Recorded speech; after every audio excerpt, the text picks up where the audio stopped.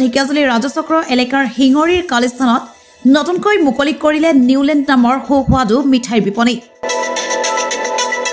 উল্লেখ্য যে গ্ৰাহকসকলক উচিত মূল্যত সুস্বাদু মিঠাই যোগান ধৰাৰ উদ্দেশ্যৰে বহু জল্পনা কল্পনাৰ অন্ত পেলাই হিঙৰিৰ কালিস্থানত মুকলি কৰিলে উক্ত মিঠাইৰ বিপণী।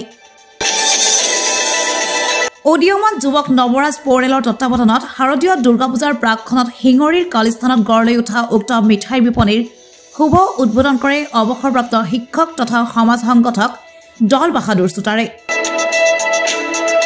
আজিয়ে গুদুলি মুদুলি পৰিৱেশ দেখিবলৈ পোৱা গ'ল উক্ত মিঠাই বিপণীৰ উদ্বোধনী অনুষ্ঠানত।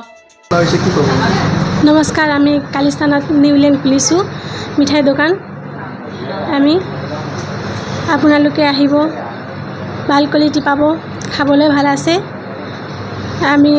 আমি নিজে বনাইছোঁ। মিঠাই ইয়াতে প্ৰস্তুত কৰে? হয়, ইয়াতে কৰিছোঁ।